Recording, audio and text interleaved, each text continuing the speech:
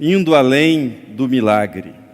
João Batista já estava preso quando enviou discípulos para que perguntassem para Jesus se ele era o Messias, se Jesus era o Messias, ou se eles deveriam ainda continuar esperando pelo Messias. E a resposta de Jesus para João Batista foi que os cegos viam, que os coxos andavam, os leprosos eram curados, os surdos ouviam, os mortos eram ressuscitados e aos pobres era pregado, era anunciado o Evangelho.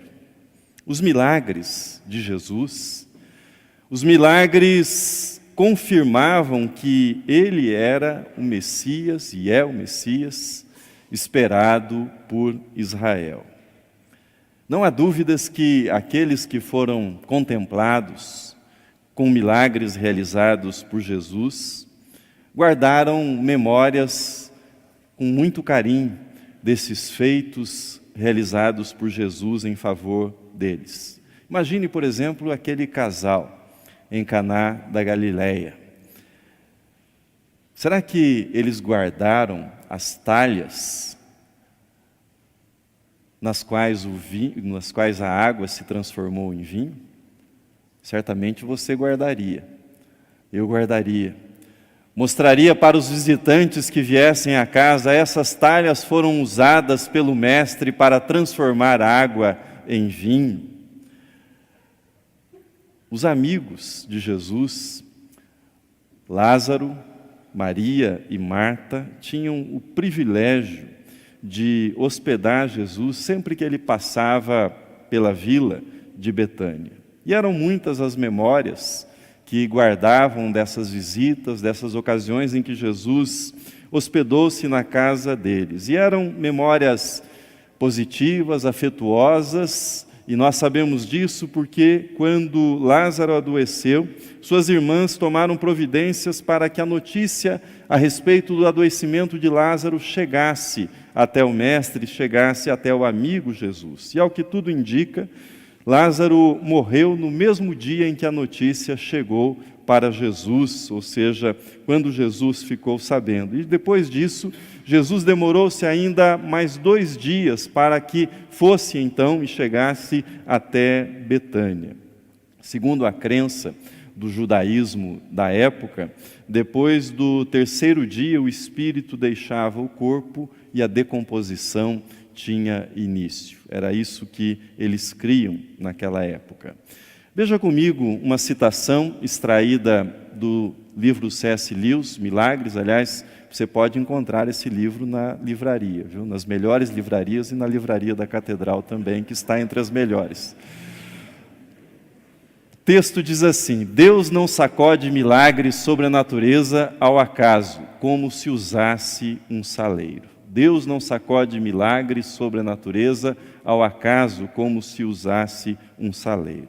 Às vezes, quando nós falamos em milagres, a impressão que nós temos é que algumas pessoas foram sortudas, ou seja, receberam um milagre, foram agraciadas com esse milagre, e outras pessoas não tiveram a mesma sorte, não receberam o milagre.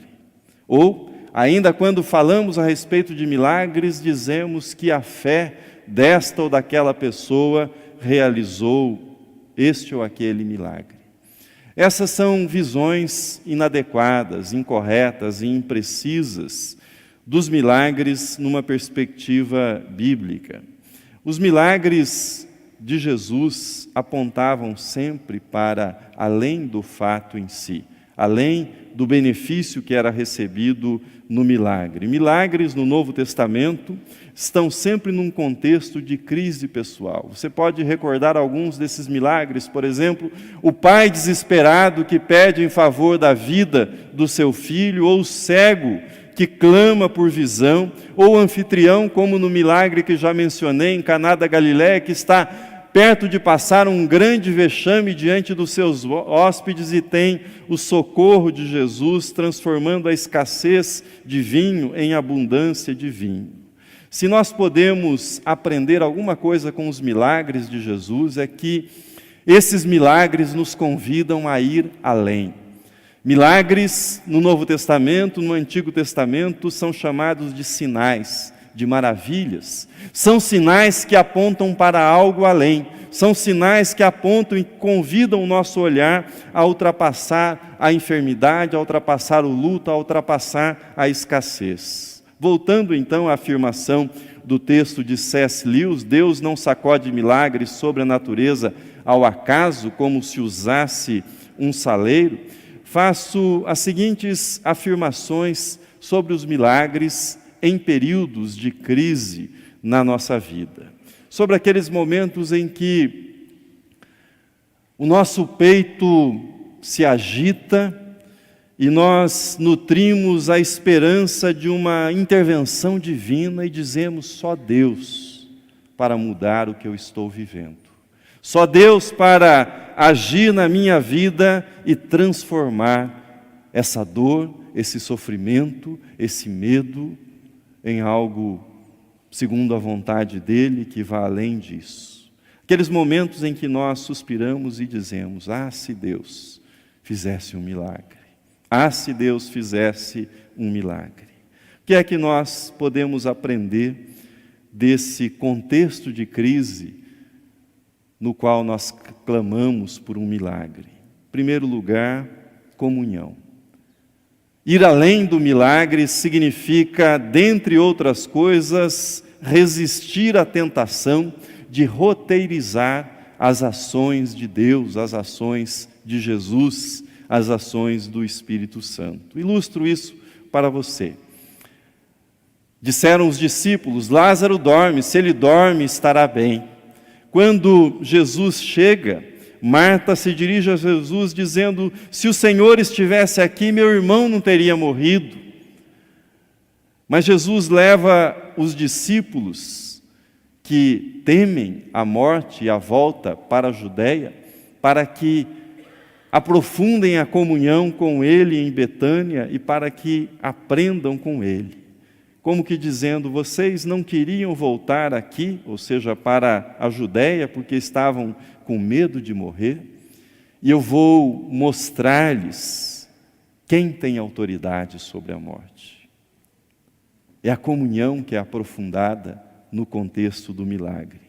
As irmãs que imaginavam que o tempo da intervenção já havia passado, Jesus diz para elas: onde foi que vocês sepultaram Lázaro? Nas suas crises, não tente andar adiante de Jesus. Não tente levar as suas suposições adiante, mas vá após o Mestre. Não queira fazer a agenda de Jesus. Não queira ensinar para Jesus o que Ele deve fazer, mas descanse na comunhão e amizade que Ele oferece para você. Veja na tela Efésios 3:20.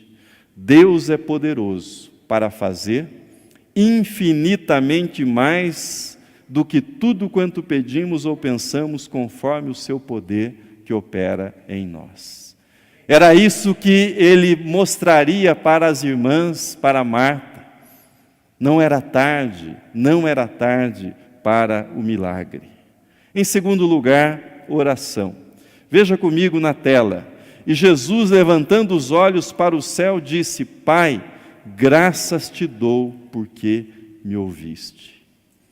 Jesus não olha para o túmulo, Jesus olha para o céu. E é do céu que virá a ordem para que Lázaro se levante dentre os mortos. Nas crises, se nós olharmos para os problemas, eles se agigantarão. Mas quando nós olhamos para o céu, quando nós olhamos para o Pai, nós descansamos na soberania divina, no poder de Deus e no amor de Deus por nós, e o nosso coração se acalma. O nosso coração se tranquiliza.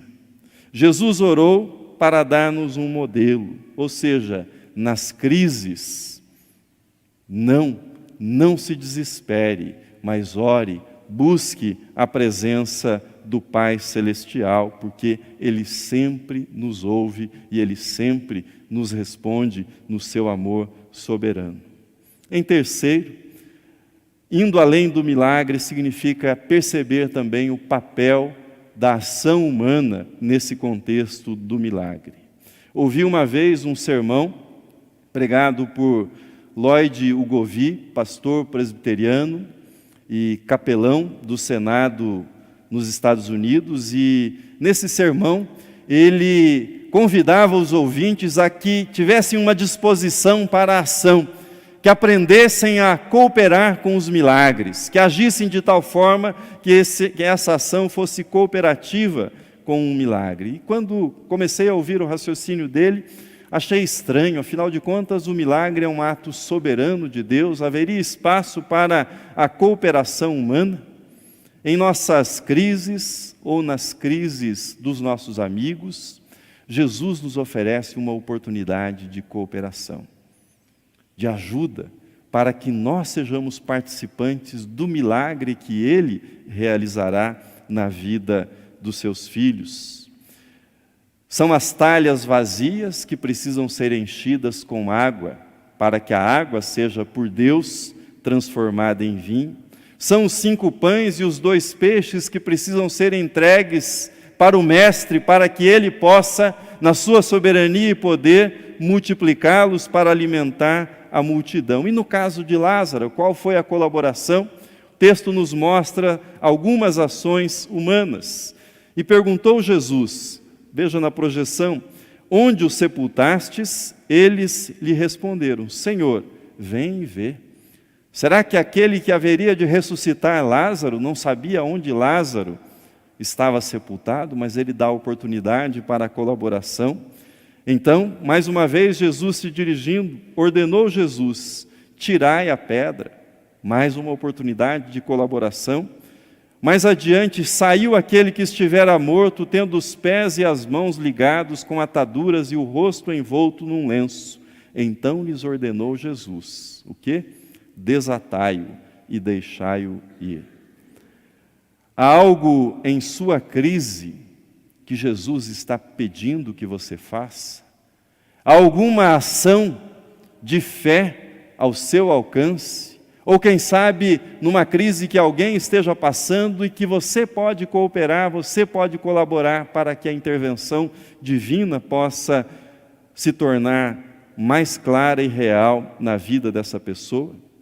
Só Jesus tinha autoridade, somente a palavra de Jesus tinha autoridade para levantar Lázaro dentre os mortos, mas eles foram chamados para remover a pedra, eles foram chamados para desatar Lázaro, eles foram convidados a dizer onde Lázaro havia sido sepultado, ou seja, nós podemos ajudar, nós podemos colaborar e Deus pede e quer a nossa colaboração.